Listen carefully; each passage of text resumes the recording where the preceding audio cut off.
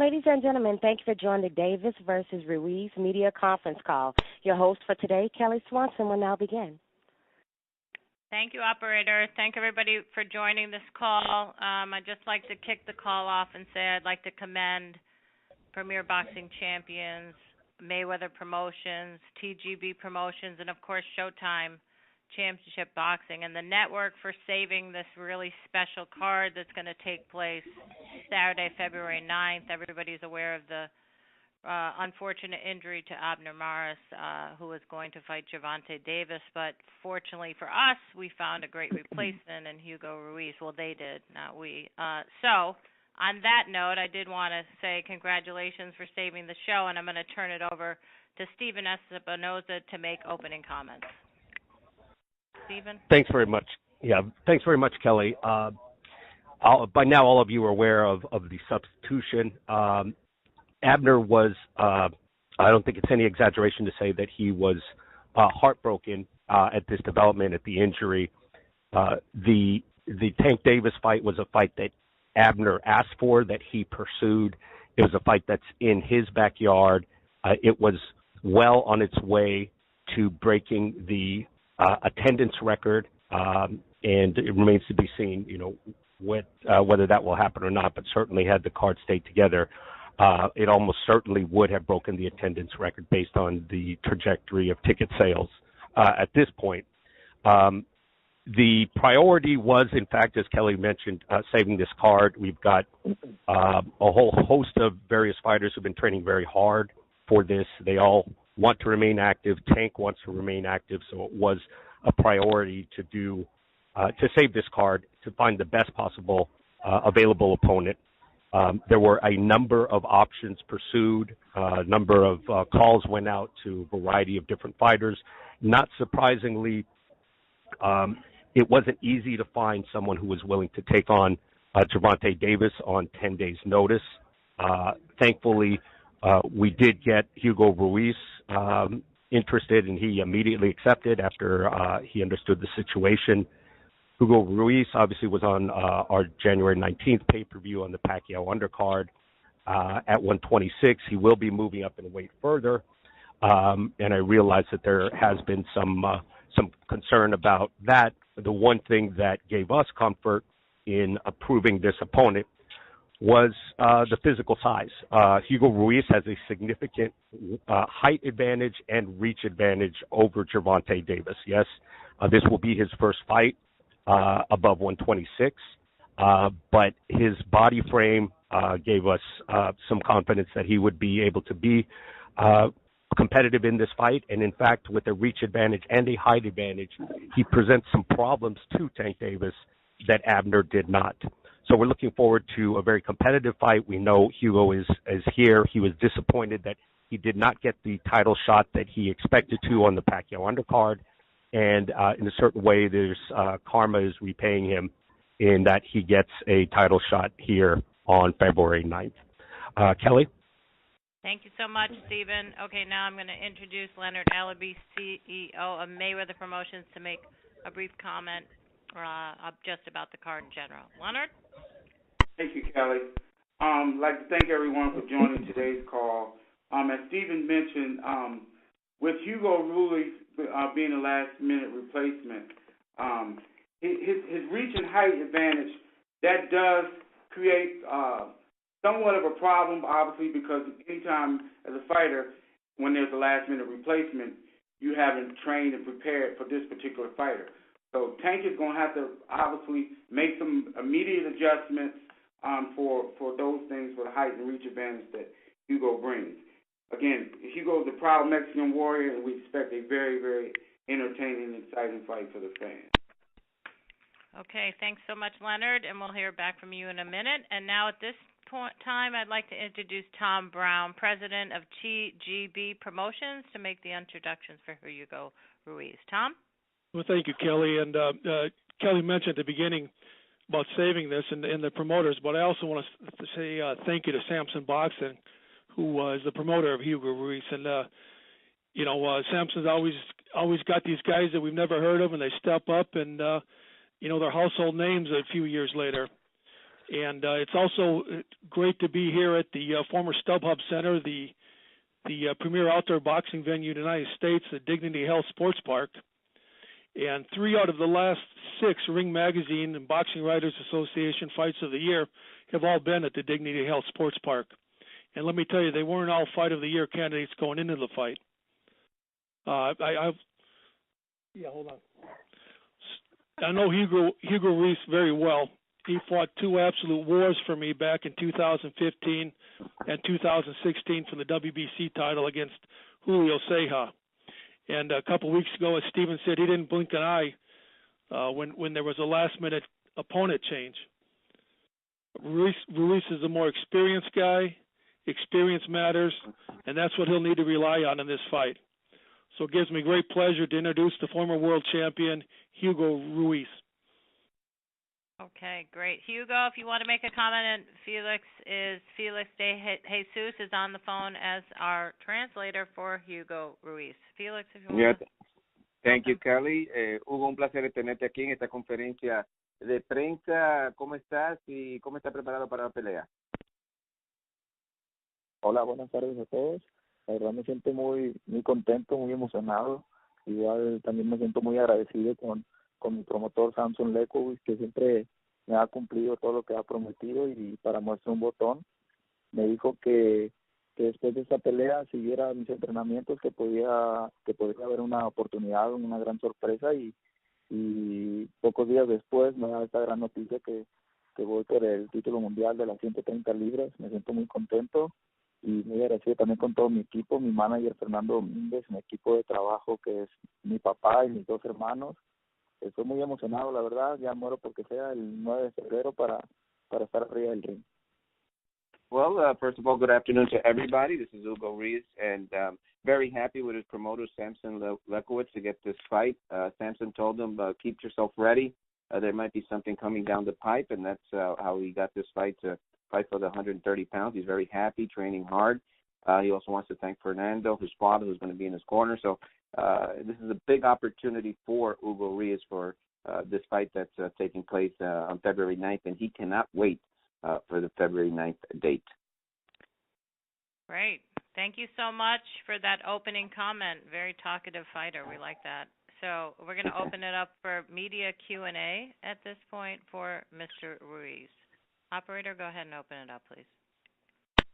Ladies and gentlemen, if you would like to ask a question, please press star 1 on your telephone keypad.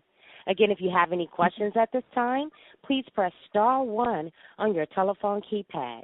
And I'm waiting for callers to join the queue at this present time.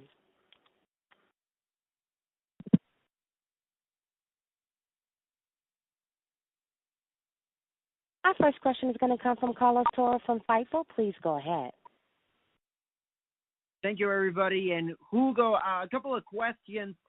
First of all, these last 2 weeks have been very, very eventful for you. You go from fighting on the pay-per-view to having your original opponent miss weight, and now less than 2 weeks later, now you're fighting for a world title at a higher weight classes. Have you had time to sort of process what these last 2 weeks have gone for you?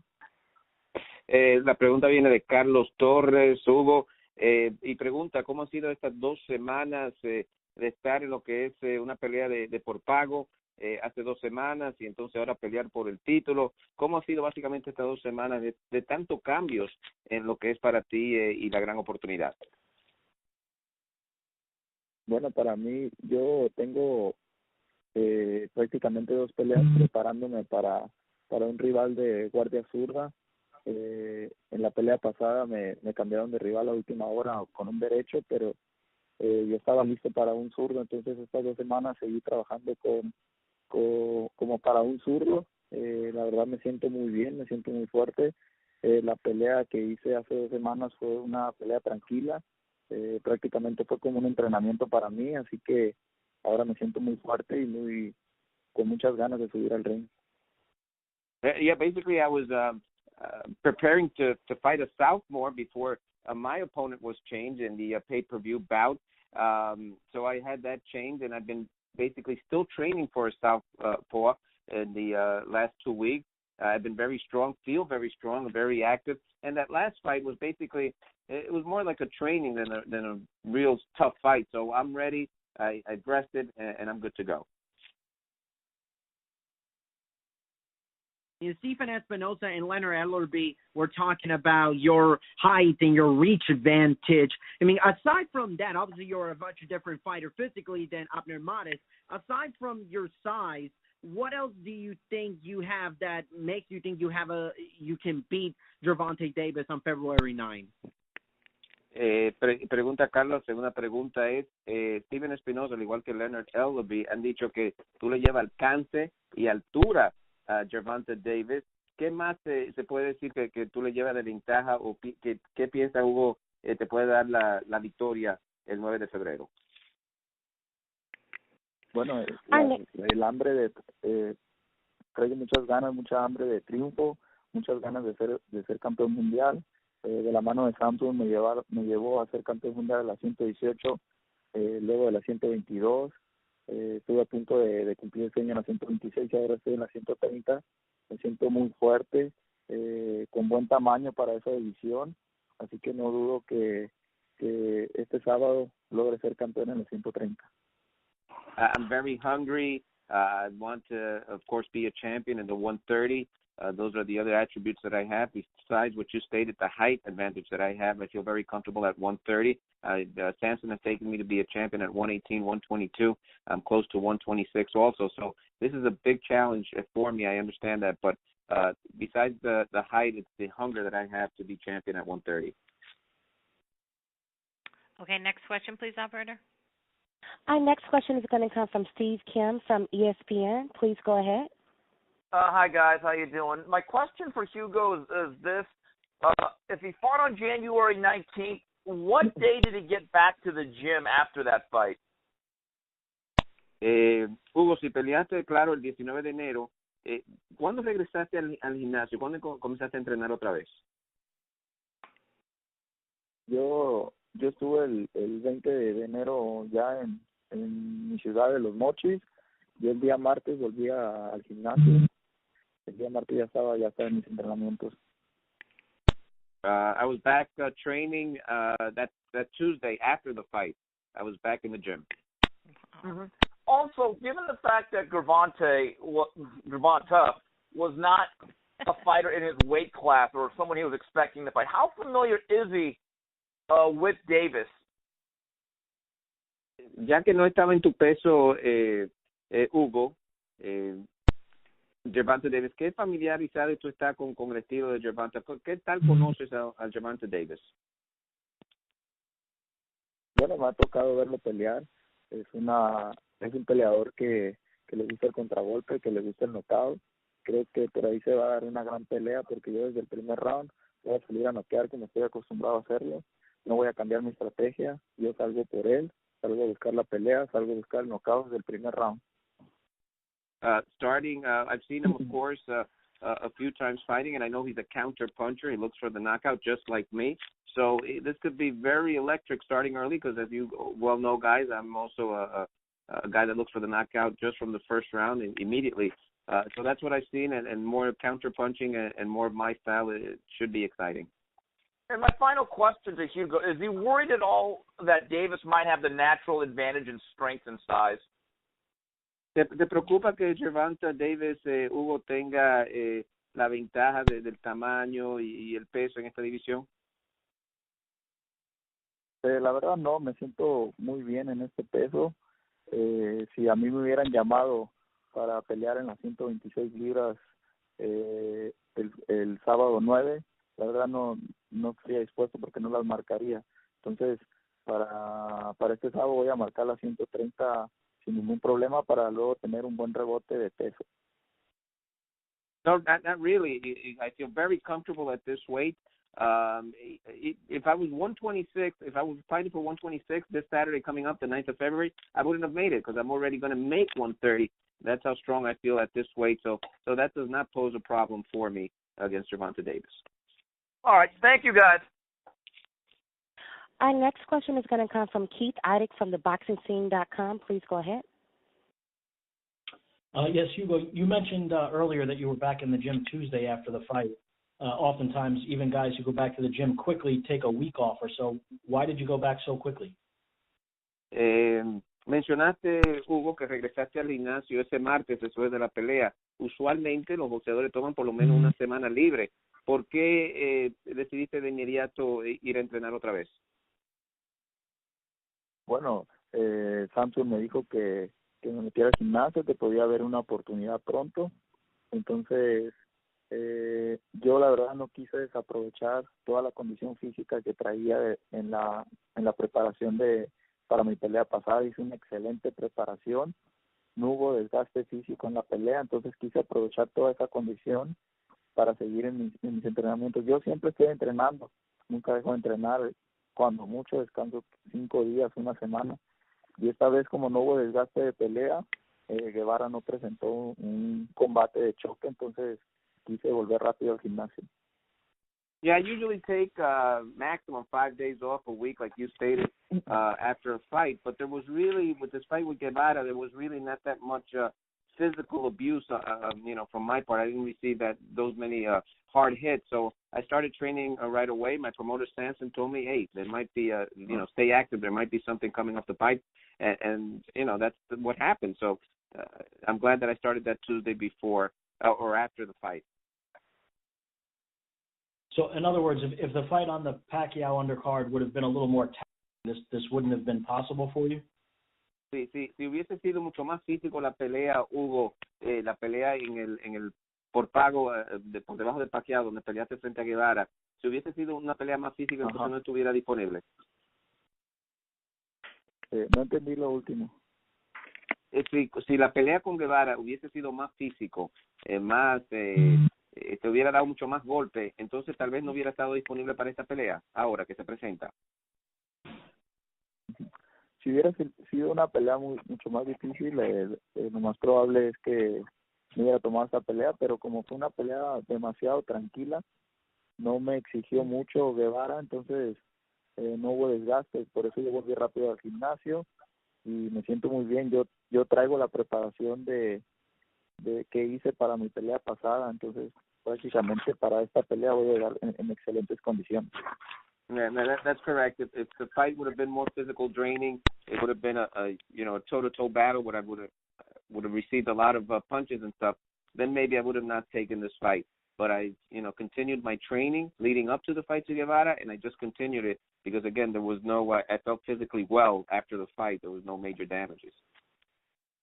I just have one last question for Hugo. Hugo, you couldn't be more active going into this fight, having just fought a couple of weeks ago. Gervonta Davis has not fought in 9.5 months. How much of a factor do you feel maybe rust will be for him and your, an advantage you might have in activity being helpful in the fight? Hugo, habrá ventaja ya que tú peleaste hace unas semanas y en el caso de Gervonta Davis no ha peleado en casi 10 meses, 9 y medio no ha peleado Gervonta. O sea, ¿es posible que esto sea una ventaja para ti en la pelea, que todavía esté un poquito oxidado Gervonta Davis? Sí, puede ser una ventaja porque cuando dejas mucho tiempo sin pelear, normalmente pierdes el ritmo de pelea. Yo peleé en agosto, peleé en noviembre y peleé en enero. Traigo mucho ritmo, entonces me voy a sentir muy cómodo arriba del ring, muy completo y con una excelente condición. Yes, definitely. I think so. That rust might show. I've been very active. I fought in August, November, and just a couple of weeks ago. And you lose a lot of rhythm when you don't fight for a while. So that might definitely be an advantage that I have going into this fight. Thank you, guys. Thank you. All right, we have one more question for Hugo, and then we're going to change it over to Gervonta Davis and Calvin Ford. So, operator, go ahead with the last question for Hugo, please. Yes, our last question is going to come from Cameron Buford from the LA News Observer. Please go ahead. Hi, Hugo. My question is, Buenas, Hugo. Had you had your eyes on fighting Davis previously?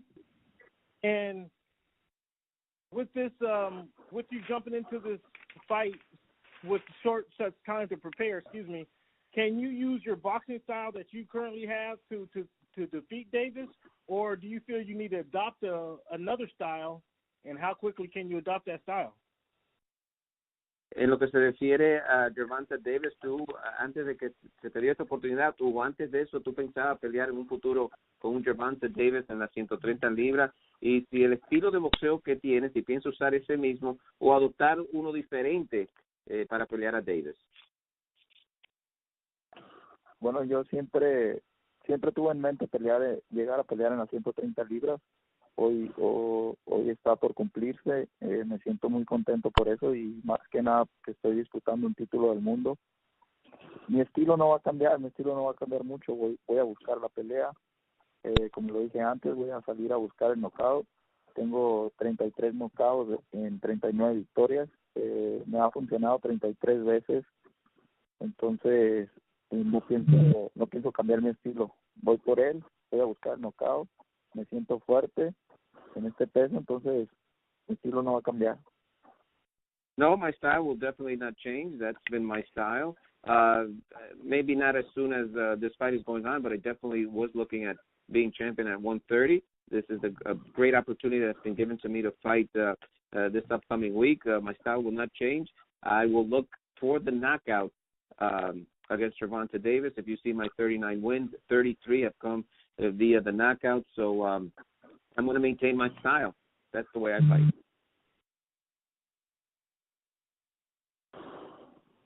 Okay. I think that's it. Okay. Hugo, thank you so much. I have to tell you, once your boxing career is over, I think you could be a great commentator. Wonderful. Que puede ser un buen comentarista, Hugo, después que termine su carrera de boxeo. Muchas gracias por la entrevista y aquí estamos para lo que se les ofrezca. Thank you for the interview, and I'm here for whatever you need me for. Thank you so much, Hugo. Okay, and thank you, Felix. Thank you so much for joining us for that part You're of the welcome, call. Kelly. Okay. All right, great. Now we're going to turn it back over to Leonard Ellerbe, CEO of Mayweather Promotions, to make the formal introduction for Gervonta Davis and his trainer, Calvin Ford. Leonard? Thank you, Kelly.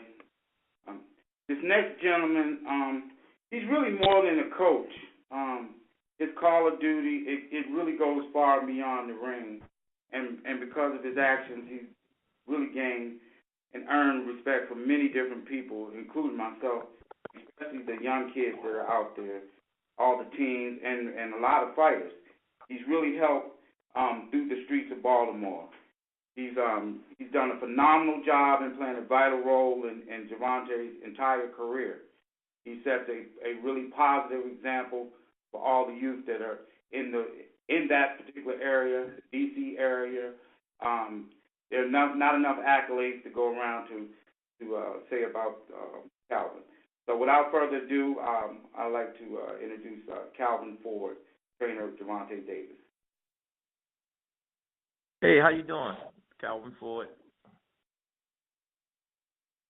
Calvin, would you like to make a comment before Gervonta just on how training camp is going and what you expect for the fight? Just an opening quick statement, please. Well, training camp's been going great. We made a transition down here. Everything is going fine and whatnot. We was looking forward to fighting Ivan Mag. I mean, we was really looking forward for that, but that happens in fight. I hope he get better so we actually get another chance at him. But right now, we just concerned on this new opponent we have in front of us. I think he's a little bit stronger, and I know watching some of this, he's going to come to put on a good show for this upcoming fight with Gervonta Davis. Great. Thank you so much. Leonard? Okay, sure.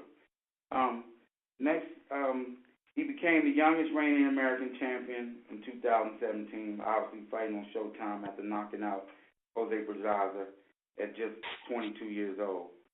He became also the youngest two-time world champion last April when he knocked out Jesus Cuellar in round 3. So without further ado, he's earned the reputation in sports and entertainment as being that next pay-per-view star. But without further ado, the WBA Super featherweight champion of the world, Gervonta Tank Davis. Hey, how you doing? We're doing great. Gervonta, you want to say something before we open it up for questions, or you want to go straight to the questions? I just want to say I'm excited for February 9th. I'm looking forward to, my new opponent. sorry to the fans that, purchased tickets, thinking that I was fighting Abner. My main focus was fighting Abner. So, featherweight now, I'm just trying to, give him a action-packed fight, no matter who I fight. Put on a great performance for the fans, and so they can enjoy the fight and go home for something to talk about.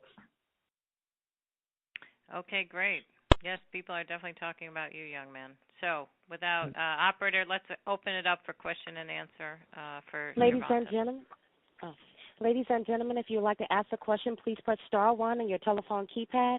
Again, if you have any questions at this time, please press star one on your telephone keypad. And our first question is going to come from Jake Donovan from theboxingscene.com. Please go ahead.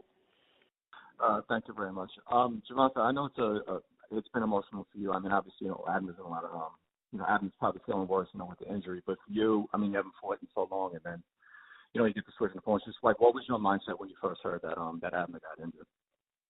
I was actually asleep, and I got a call from Al, and he was letting me know that Abner pulled out. So at first I thought he was,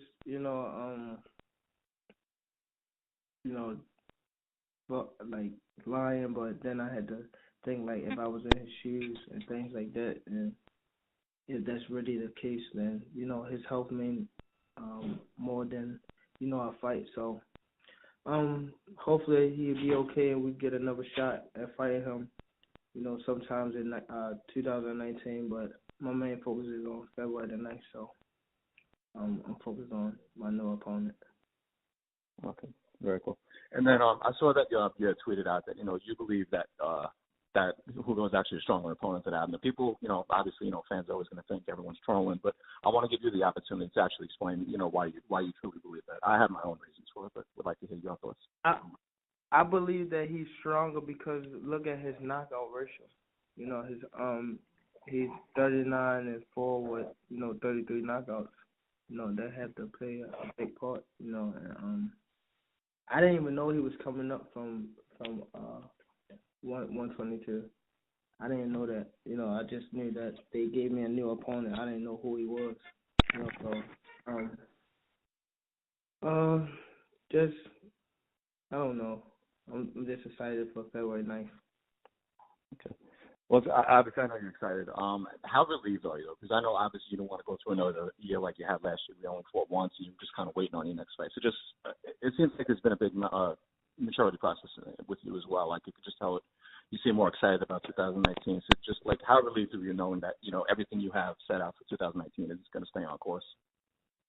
Yeah, I'm just I'm actually in a better space knowing that I have, I never had dates lined up like this, so as me being in the main event, and I have my dates, I'm just super excited. This camp I really haven't been down, so I've been happy, knowing that I have, a big future and 3 big fights lined up for me. So I'm just excited, I'm just sponge soaking it all in, making sure I train hard so every fight, I bring, excitement to the sport, so I'm just I'm in a great space right now. All right, very cool. Thanks so much, Tank. I appreciate it. Looking forward to watching next week. Thank you. Our next question is going to come from Steve Kim from ESPN. Please go ahead. Hi, guys. Gervonta, quick question. What do you think is the main difference between Hugo Ruiz and Abner Mares stylistically, if there is any? I believe that Hugo, he's more aggressive than Abner, I want to say, or he's more I think he had more pop on his punches. So I just watched like a little clip of him. I haven't studied him like that. I just watched a little clip once I knew who I was fighting, just to be aware of what I have in front of me. Gervonta, I knew you were out there at the Pacquiao-Broner fight doing various things. I think you were on the Showtime broadcast. Did you actually get a chance to watch Hugo at all when you were there? I was doing the Showtime interview right before. I had to do it right after. So my main focus the Showtime interview, so I didn't watch his fight. Mm-hmm. Gervonta, have you heard the criticism that you replaced one guy moving up in weight for another guy moving up in weight? Have you heard that? How would you respond to that? I mean, this is not my fault. You know, my mind was focused on, Abner, not to throw any other fighter under the bus, but, Lomachenko, he fought someone that was, 2 weight classes under him. And not only one time he fought another person that was smaller than him, Rigondeaux, and I forget the other names, but I'm just, I'm excited, just to put on a great show. No matter who I'm in there with, it's all about the performance that Gervonta Davis put on, and I'm here to put on a great performance. Yeah, and I think, Gervonta, you're speaking of Miguel Mariaga as one of those other guys moving up in weight to face Lomachenko. Leonard, can I ask you a question? Sure. You there? Leonard, quick question. I know that the ticket sales are going really well. Given that, once this development set off a couple of days ago, was it in your mind and belief we will absolutely salvage this show and find somebody for Gervonta Davis? Most definitely. That was definitely the mindset. Obviously, he's our prideful champion. He's been off for it'll be 10 months when he steps in the ring, and he needed to fight. So Hugo was the best available guy that we could find. He's in shape. He's ready. He's a proud Mexican warrior, and he's going to put on a very entertaining fight for all the fans that are in attendance and all the fans that are watching on Showtime. All right, guys. Thank you very much. Appreciate it. Ladies and gentlemen, if you have a question at this time, please press star 1 on your telephone keypad. Again, if you have any questions at this time, please press star 1 on your telephone keypad. And our next question is going to come from Carlos Toro from Fightful. Please go ahead. Thank you. First question for Gervonta and Calvin. You're more than welcome to chime in. When the fight was announced, when the change in opponent was first announced, obviously Hugo is a much taller, much bigger opponent than Abner Mares physically. So has there been any changes in preparation or training camp by the time you guys found out, or since it was too close to fight day, have you guys been pretty much sticking to the same routine? No, we've been sticking to the same routine. We ain't changed nothing. Actually, Tank had various different sparring partners in there because I'm still a student of the game too, and I always say you never know what a fighter's going to change up stuff. If you look at when Triple G fought Danny, not Jacob. Yeah, when he fought him, he went southpaw. So you have to prepare yourself for anything that's going to happen that night. So we look at different looks. It's just like you prepare for anything else. Most coaches and trainers going to prepare for any situation that's going to come, so you'll be prepared for it. Gervonta, do you have anything more to add to that? Yeah. So this camp I actually sparred different type of guys. I sparred someone that's coming after me. His name Malik, so he was much taller with a longer reach. So I thank him for, the work and things like that because now I needed it, So I'm excited. Nothing didn't change. We're the type that we adapt to whatever was in front of us. So I'm just excited to see what he brings February 9th. Obviously, this is going to be your first fight in what is almost going to be 10 months. Are you now excited not just to fight in the main event on Showtime, but also get to finally get out there and start fighting again? You're still very young. You're just reaching the physical peak of prime of your career. Is there not necessarily nerves, but is there a lot more excitement for this fight, considering that it's been a long time since you last fought? Yeah, I'm just excited. This is my first main event in the U.S., so, like I said, I'm in a great space right now. I know that 2019 is very big for me, and I'm just, I'm a sponge soaking it all in. I don't feel like I should be nervous or, having a big plate, when you have good food on your plate. So I'm ready. Thank you, Gervonta and Calvin, for answering questions. Best of luck to you, Gervonta, on February 9th. Thank you. Thank you. Our next question is going to come from Cameron Buford from the LA News Observer. Please go ahead. Hey, fellas. Thanks for taking time to answer our question today. This question is for Gervonta and Calvin, both of you guys. Understanding you guys are prepared for anything, so you're kind of prepared for this fight. How will you take advantage of the fighter with a taller fighter with a longer reach? How do you plan to take advantage of this guy? We're not going to try to take advantage. We're just going to see, what type of party he's going to bring. Like, again, Tank, he's in a good spirit. I mean, this camp been real. I mean, he's been great. He's been great this camp, coming in doing what we asked him to do. If you look at his Instagram, we've been posting how he's coming along. I mean, everything's been on point, So when we look at the situation of opponent change, you get what I'm saying? I'm saying we want to roll with him. The main thing we want to put on a good performance, because at the end of the day, that's what y'all going to talk about, especially after the long layoff. You understand? So we've been preparing for the long layoff. We want to make him look sharper and like he never was off the ring. So, that's going to show, the next or not looking past this opponent right here to let him know, like, man, he's the truth. And that's what we're trying to show, that, Tank is the truth. Gervonta is the truth. Okay. In your words, what do you consider a good performance? Excuse me, say that again? I said, in either of your words, what do you consider a good performance? I mean, I am looking at, like I always say, if you watch any of my interviews, it's what the opponent brings to Tank, because y'all still ain't seen the best of Tank.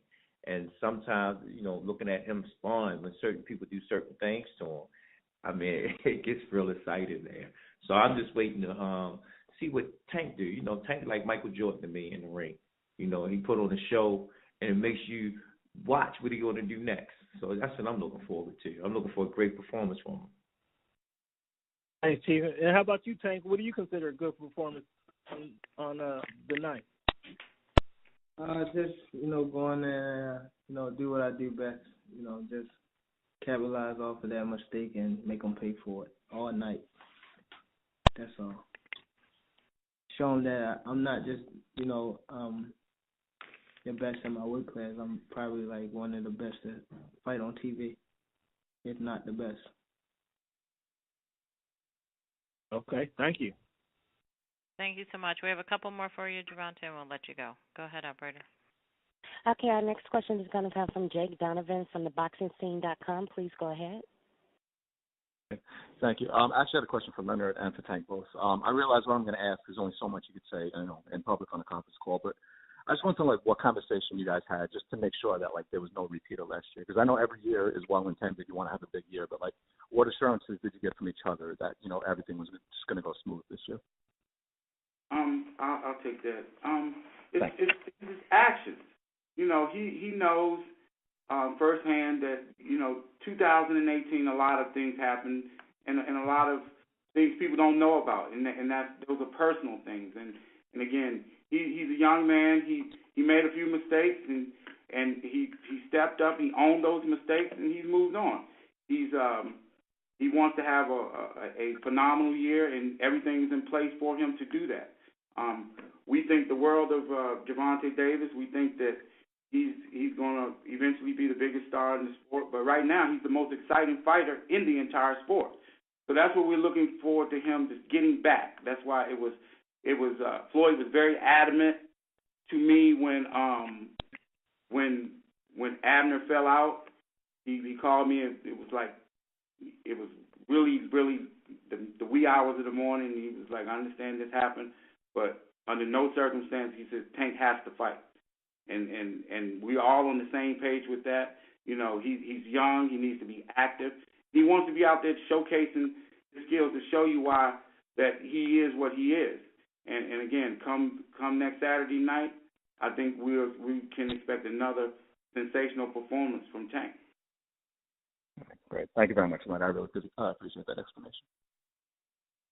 Okay, one more And, question. yes. And the last question is coming from Richard Diasio from Boxing XM. Please go ahead. Hey, Leonard, this is another follow-up question to you. If you can hear me okay. What was that discussion like in reaching out to other fighters and getting a fight lined up for Davis? Was Ruiz on that short list immediately, or did you initially reach out to other fighters who ultimately declined? Yes, there was a short list, but I want to give props to Tom Brown. With Tom being a Hall of Fame matchmaker and an excellent promoter, again with having the resources and having worked with a lot of these fighters, being in the position, it made things that much easier. So there was a few options, a few guys we looked at, but this was the best guy who was available. We know style-wise that he brings excitement. He's a very aggressive fighter with a bunch of knockouts, and he's coming to bring the fight for the fans. He's a proud Mexican warrior, and we know that it's going to be a very entertaining fight. His style and Tank's style will mesh very well, and it's going to be a very, very entertaining fight. And then lastly, my question is for Davis. How have you managed all of these distractions leading up to the fight? I'm sure ultimately it's not what you wanted to experience coming off a layoff, having to deal with an opponent change last minute. So how are you maintaining your focus? My focus, going well. I'm not tripping off of, changing opponents and things like that. Because when I actually first signed with, I met Al Heyman, they used to change my opponents a lot. A lot of fighters used to pull out and things like that. And also, I came from the amateurs. Big tournaments, you used to fight 5 times a week, and it was different opponents then. So I'm not really tripping off the opponent change. All I'm here to do is, put on a good performance. And February 9th, we're looking forward to it. Okay, great. I think that's it. Gervonta, we're all looking forward to it, and we appreciate how great of a boxing star you are for the sport and the sports world in particular. So congratulations on your careers to date, and we look forward to seeing you fight on Saturday night. And that'll do it for today. The Fight Week schedule will be going out shortly, and you'll have all the information on what's happening next week. So thank you so much for joining us, and we will see you next week at the fights. Thank you, ladies and gentlemen. Thank you, ladies and gentlemen, for joining me. I'll disconnect and have a great day.